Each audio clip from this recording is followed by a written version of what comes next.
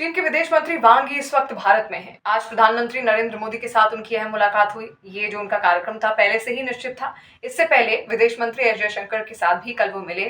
कल एक सोची समझी गहन बातचीत दोनों के बीच में हुई है। दोनों देशों के जो विदेश मंत्री थे उनके बीच में हुई और आज प्रधानमंत्री नरेंद्र मोदी के साथ मुलाकात की वांग यी ने।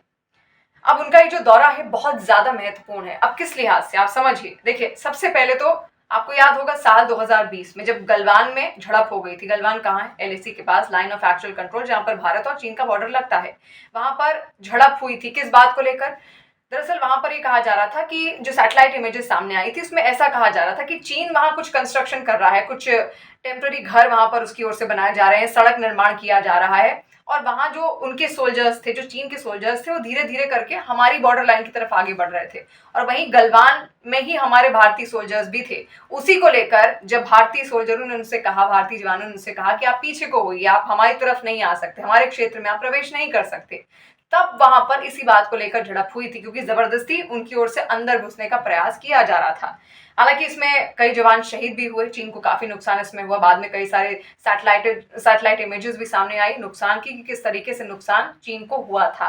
लेकिन चीन वहीं से मानने को तैयार नहीं था और तभी ये वक्त ऐसा था जब तनाव डेवलप होने लगा भारत और चीन के बीच में।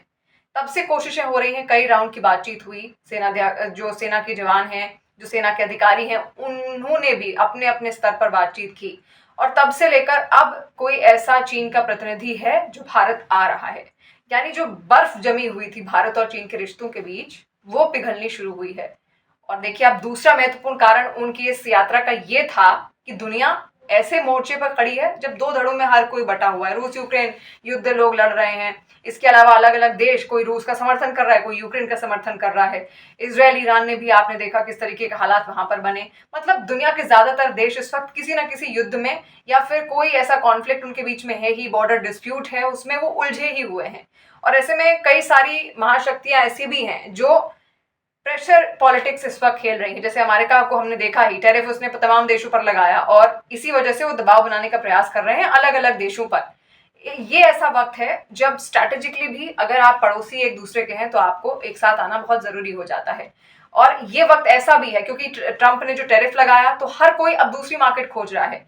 अब ट्रंप के टैरिफ की वजह से यहाँ से जो सामान भारत से जो अमेरिका जाएगा वो महंगा होगा ही होगा। उसका जो असर है वो भारत के व्यापारियों पर भी पड़ेगा। उनको भी कहीं ना कहीं इसका असर साफ दिख रहा है। तो ऐसे में अब ऐसे ही असर और देशों पर भी होगा। जैसे ब्रिटेन पर उनने टैरिफ लगाया, जापान पे टैरिफ लगाया, चीन पे टैरिफ लगाया है ट्रंप ने, तो वो भी अपने लिए अलग अलग मार्केट्स खोज रहे हैं। इसीलिए ये स्ट्रैटेजिकली बेहद इंपॉर्टेंट है उनकी ये भारत यात्रा, ताकि ये जो खटास है उसको कम किया जा सके और अब यहाँ से आगे का रास्ता जो है भारत और चीन वो चुन सकें। इसीलिए ये यात्रा बहुत ज्यादा महत्वपूर्ण पहले भी समझी जा रही थी और ये इस लिहाज से भी महत्वपूर्ण है क्योंकि प्रधानमंत्री नरेंद्र मोदी भी एससीओ समिट के लिए, शांघाई कोऑपरेशन ऑर्गेनाइजेशन की समिट के लिए चीन जा सकते हैं। और उससे ठीक पहले विदेश मंत्री चीन के भारत आते हैं, तो ये अपने आप में एक बड़ा संदेश है जो कि पूरे विश्व को भी गया कि भारत और चीन की ये बैठक हो रही है। दुनिया की नजर इस पर भी थी कि अब यहाँ से क्या निकलेगा।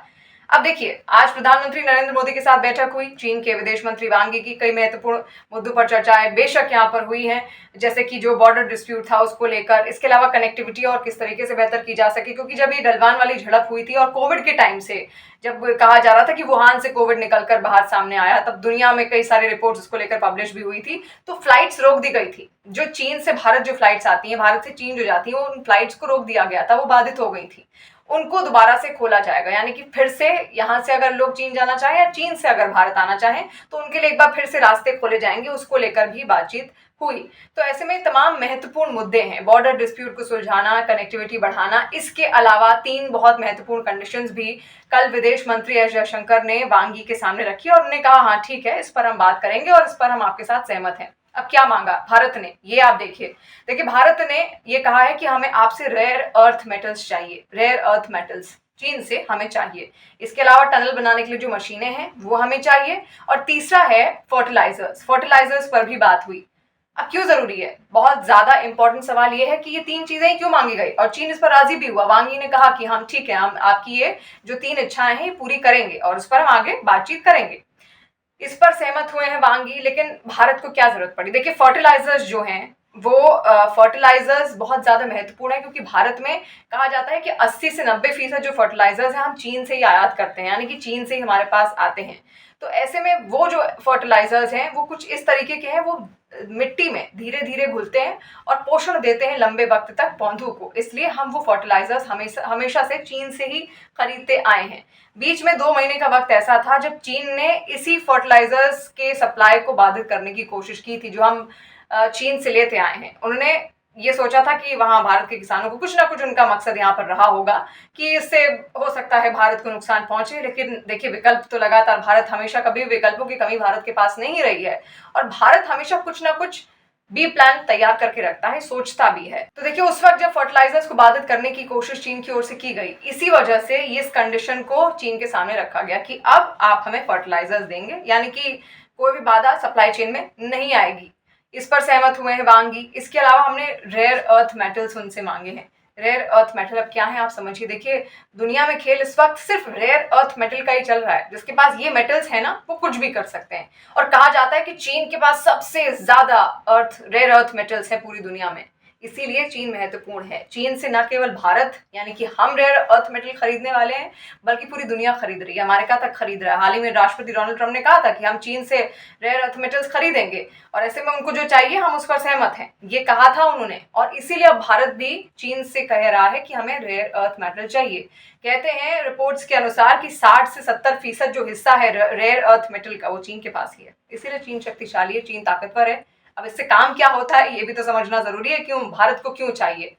इससे आप सेमीकंडक्टर्स बनाने में आपको आसानी है। सेमी चिप्स जो आपके पास है, आपके electronic device and rare earth metal के बेसिस पर ही चलते हैं। जो बड़ी बड़ी हैवी मशीनरी आप देखते हैं, ये सब इन्हीं से चलती हैं। आपके कंप्यूटर, आपके मोबाइल फोन्स, ये सब रेयर अर्थ मेटल पर ही डिपेंड करते हैं। आपकी गाड़ियां जो आप चला रहे हैं अलग अलग तरीके की, अगर हमारे पास ये मेटल्स नहीं होंगे तो हम कोई काम नहीं कर पाएंगे, यानी कि इलेक्ट्रॉनिक डिवाइसेस होंगी ही नहीं।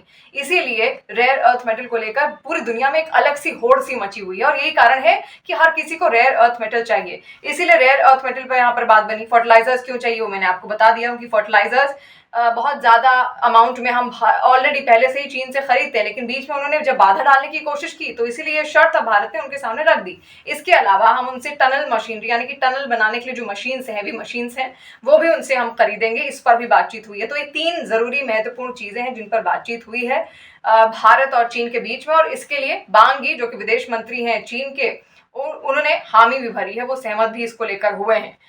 तो ये बातचीत अब तक हुई है और आज प्रधानमंत्री नरेंद्र मोदी के साथ जो बातचीत हुई उसमें भी ये सब उन्होंने समझाया ही कि आखिर किस तरीके से क्या क्या बातचीतें अब तक विदेश मंत्री एस जयशंकर के साथ हुई हैं, क्या तालमेल यहाँ पर बैठा है। और देखिए बहुत महत्वपूर्ण है, जब वैश्विक स्तर पर इतनी चिंता, इतनी टेंशन सामने आ रही हैं, अलग अलग देश एक दूसरे से लड़ते हुए नजर आ रहे हैं, 2 धड़ों में दुनिया बढ़ती हुई नजर आ रही है, तो बहुत जरूरी है कि आपके आसपास जो लोग हैं उनके साथ आप मजबूती से खड़े हों और अपने लिए नए नए मार्केट का विकल्प खोजें कि अगर आपका सामान कहीं और नहीं बिक रहा तो किस देश में बिकेगा। उसके लिए हमें अपने लिए एक जगह भी यहाँ पर बनानी होगी। और देखिए यही प्रयास है कि भारत और चीन के बीच अभी तो फिलहाल जो बातें यहाँ पर थी वो यही थी, कनेक्टिविटी बेहतर करनी थी, फिर से फ्लाइट सब चलने लगेंगी और ये रेयर अर्थ मेटल, इसके अलावा जो हैवी मशीनरी हम लोग टनल बनाने के लिए लेंगे और फर्टिलाइजर्स पर अभी बात इतनी थी। तो अब ये बात सॉर्ट आउट हो गई। इसके अलावा जो बॉर्डर डिस्प्यूट था वो भी यहाँ पर खत्म होता है धीरे धीरे नजर आ रहा है एक तरीके से, क्योंकि अब विदेश मंत्री चीन के भारत आए तो बेशक आप यही समझिए कि कहीं ना कहीं ये खत्म ही हो गया है। तो इन तमाम मुद्दों पर चर्चाएं यहाँ पर हुई हैं वांग यी की। और अब हो सकता है प्रधानमंत्री नरेंद्र मोदी एससीओ समिट के लिए चीन जाएं। अब चीन जाने के बाद हो सकता है कोई बायलैटरल यहाँ पर कॉन्वर्सेशंस हो चीन के राष्ट्रपति शी जिनपिंग के साथ प्रधानमंत्री नरेंद्र मोदी की। अब उसको लेकर धीरे धीरे डिटेल्स सामने आएंगी और वहां पर किन मुद्दों पर वो बातचीत करेंगे, कौन कौन से समझौते संभव हो सकते हैं, ये सबसे बड़ी चीज है। अब इसी पर पूरी दुनिया की नजर टिकी हुई है। देखिए इस वक्त भारत को इग्नोर नहीं किया जा सकता है। दुनिया का कोई भी देश इस वक्त भारत को इग्नोर नहीं कर सकता। हम 5वीं सबसे बड़ी अर्थव्यवस्था है और 5वीं सबसे बड़ी अर्थव्यवस्था होने के नाते बहुत सारी चीजें भारत पर भी निर्भर है। आपने देखा ही है हाल के दिनों में पुतिन जब भी कुछ होता है वो हमेशा प्रधानमंत्री नरेंद्र मोदी से फोन पर बातचीत करते ही करते हैं।